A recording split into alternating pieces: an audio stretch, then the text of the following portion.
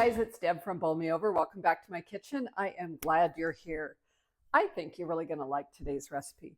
Living in the Pacific Northwest, we ate a lot of seafood growing up. I don't know if it was because it was inexpensive back then, but you know, it was a lot of shrimp, it was a lot of oysters, a lot of clams, a lot of good stuff like that. So one of the things that, and this is an old family recipe that we've had for years and years, is cocktail sauce. Shrimp cocktail sauce, whether you use it on shrimp or oysters or clams or scallops, whatever it is. And the stuff you get at the store isn't near as good as what I'm going to show you right here. So let me show you first what we're going to need. And you might have everything in the refrigerator anyway. We're going to use ketchup and 2/3 of a cup. But again, you know, if you don't catch all the measurements, they're down below. Just open the notes below and you'll see them. But the first thing we're going to need is 2/3 of a cup of ketchup. Horseradish sauce. I use the stuff in the jar, not the fresh, although fresh would be amazing as well. But I just use the stuff in the jar, and I use grated horseradish. You can use creamy if you don't like it quite as spicy, but that works for me. Lemon, Tabasco sauce, and Worcestershire sauce. That's all we're going to need for this recipe.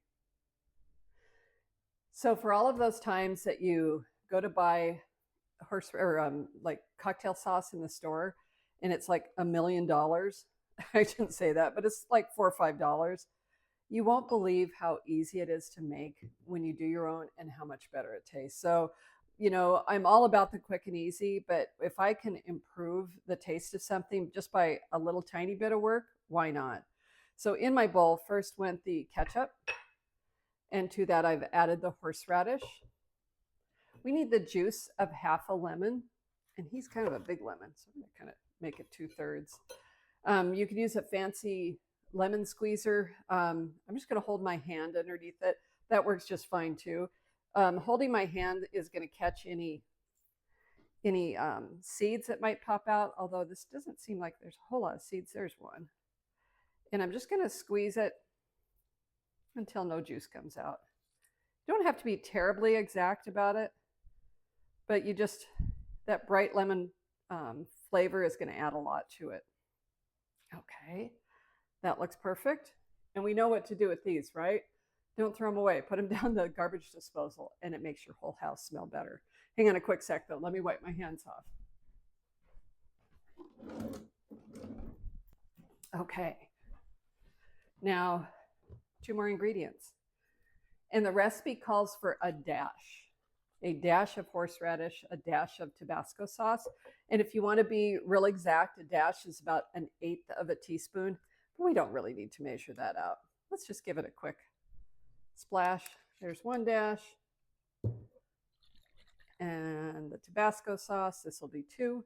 And you notice on both of these, the Tabasco and the Worcestershire, I gave it a good shake beforehand because there's usually the sediment kind of settles down to the bottom.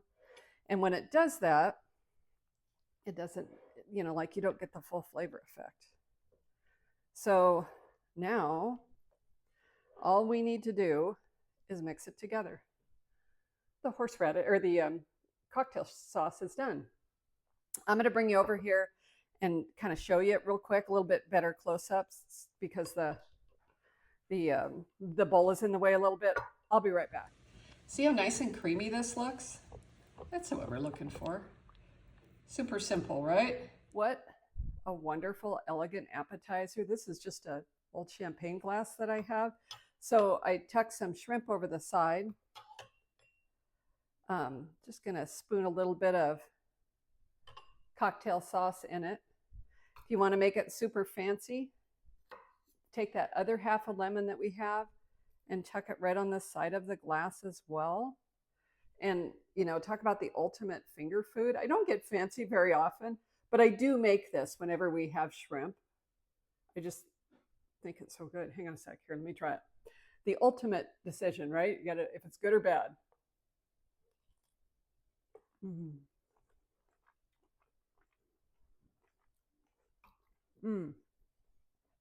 Guys, that it's tangy.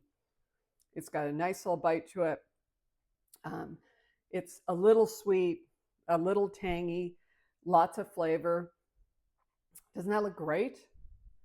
And you know, if you're not into the tangy thing, cut back on the horseradish. Couldn't think of that word. Just cut back on the horseradish, and that will be just as delicious. Just customize it to your taste. So that's it for me. Just a quick short video. I hope that you give it a try. Remember, the best time for seafood, I always learned, are months with an R in it. So September, October, November, December, January, February, March, April. Enjoy it while it's good and fresh. That's it for me today. Just a quick short video. Thank you so much for watching. I appreciate that you're here. Don't forget, you can find me at bowlmeover.com. That's bowl-me-over.com. Find me on Facebook, over on Pinterest, a little bit on TikTok, and Instagram. If you ever have any questions, pop a note below or email me, Debra at bowl-me-over.com. Again, thanks for watching. Have a wonderful day. See you next time.